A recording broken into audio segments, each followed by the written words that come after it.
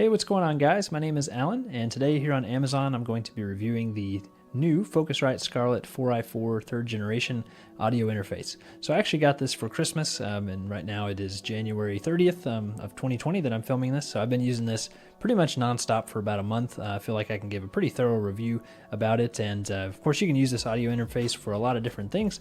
I'm using it mainly for like music production and also recording audio for YouTube videos. So it's really versatile, and I've been super happy with it, so I wanted to go ahead and share a review about kind of my experience with it. And I'll be talking about the build quality, the features, also the included software. So I'll try to do a well-rounded video here, and I'll put timestamps each one of those sections if you guys do want to jump around. Let's go ahead and jump into the review. And let's talk just briefly about the build quality. Guys, the build quality is really good. I really don't have any issues with it at all. Like, it feels very solid. The casing is made out of metal, so that's always nice. The two gain knobs on here are made out of plastic, but the monitor knob and then also the headphone output control are both metal.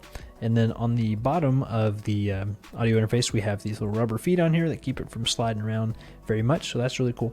I also really just kind of like the overall aesthetic of it. Like, it looks really clean since it doesn't have nearly as many switches on it like the other second generation did.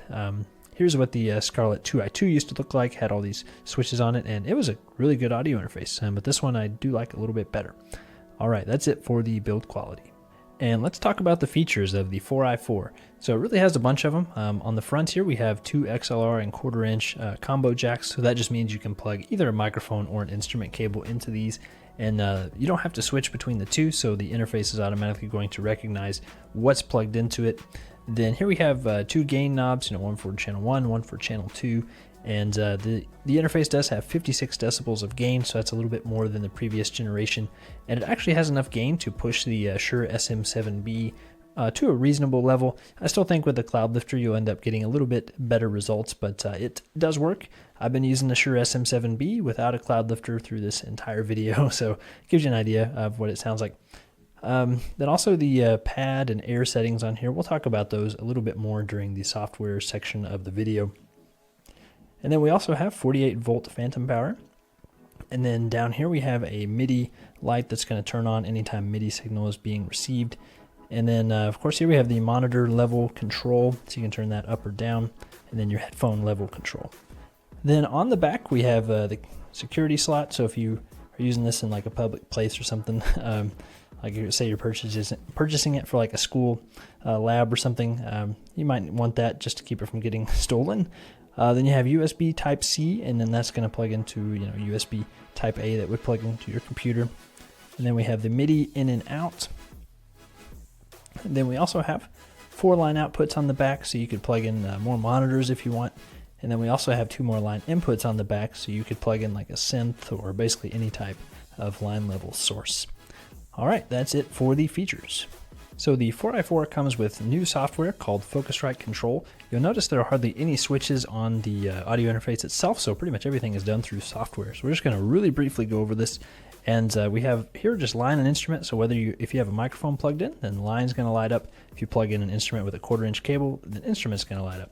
Here we have the air setting. If I hit this, it's going to add a little more clarity to my sound. So there, I turned that on. It's supposed to emulate an older sounding Focusrite preamp, I believe. And I've been leaving it off, but I don't know, maybe you prefer the way it sounds with or without it. That's up to you.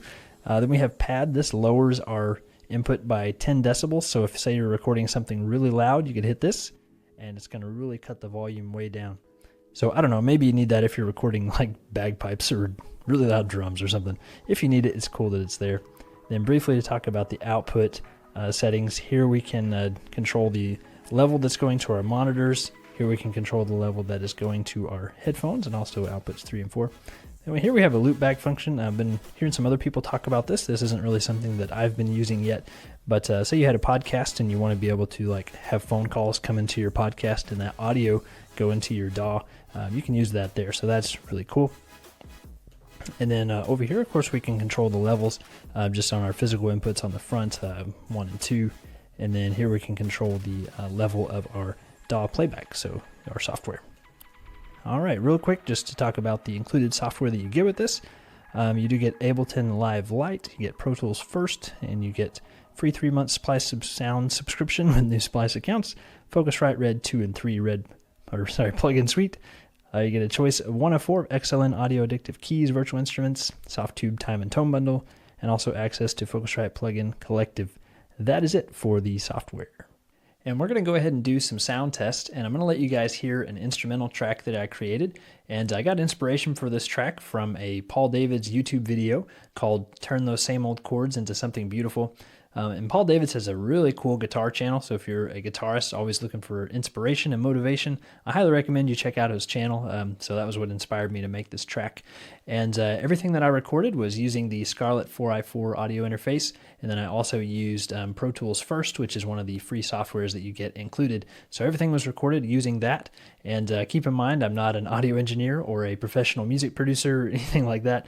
I'm just kind of very much like a beginner, kind of amateur in this kind of stuff, but I do really enjoy it a lot. Anyways, hope you guys enjoy this track.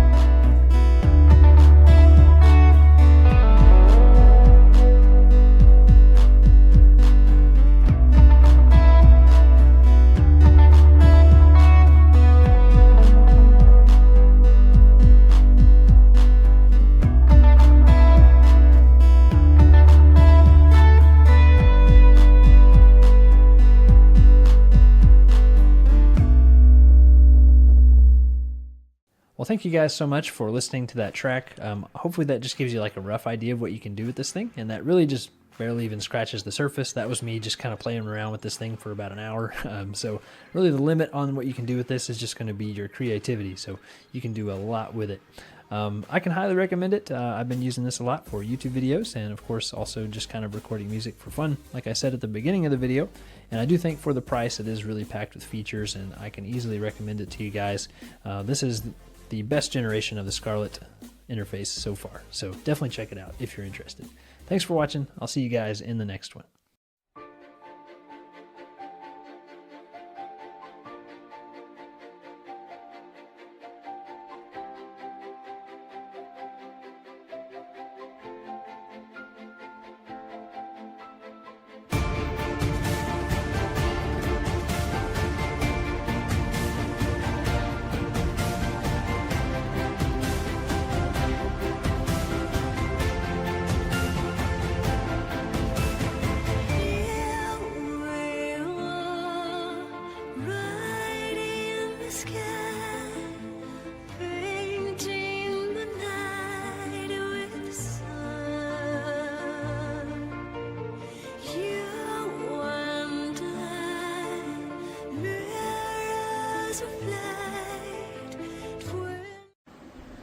So I've been using this Focusrite for a couple years now, and I have to say it is really just great. I have it hooked up to a AT2020, and I do have to say that is an excellent combo if you're going to go for that. And I use a software called Voicemeeter Potato. You could also use Voicemeeter Banana, but I would really highly recommend to use a software when you're using this. it's great overall. I love being able to adjust what I need to be able to turn myself off, mute myself, do whatever is needed right here while I'm playing here. So it's just something that I can use if you're streaming or if you're just hanging out with your friends and you need to mute yourself or do anything like that, or adjust your gain. It's just great. I love this. I love this condenser. I love this microphone. It's a great setup. I highly recommend it. Right here we have the Focusrite Scarlett 2i2 third generation USB audio interface for recording, songwriting, streaming, podcasting, whatever type of audio production you're in. I think it's pretty handy. It has 2 XLR ports. There are also line in ports as well, so you can either connect your microphones or your instruments. You can connect all that right there. You have the headphones, you have your monitors. Back here you have the 2 1/4-inch jacks that go, to your monitors. It goes to both monitors. You have the USB-C that goes to the USB on your computer, and have cool features. I mean, it's very clear as long as you have a nice little mic and you have a sound system for recording. This will do you right. Focusrite Scarlett 2i2. You must get one. So Leute, also wie jeder, wo sich dieses Interface zulegen will, ich kann es nur an Herz legen, also ich bin damit sehr zufrieden. Am Anfang gab es halt natürlich damit Probleme, dass das Synchronbalken hier von Streamlabs mit dem Lautstärkeregler hier nicht genau synchron war. Also wenn ich jetzt hier auf diesen roten Bereich war, weil ich da drüben nämlich, also auf meinem Interface-Bereich hier, bei Mix-Ausgabe, bei meiner Stream-Ausgabe, immer im grünen Bereich nämlich gewesen. Und es war ein technisches Problem. Das heißt nämlich, Amazon kann, der Hersteller hier kann dafür nichts nämlich, sondern es war ein Update-technische Sache gewesen. But high above, down below, when you're too in love to let it show. But if you never try, you'll never know just what you are.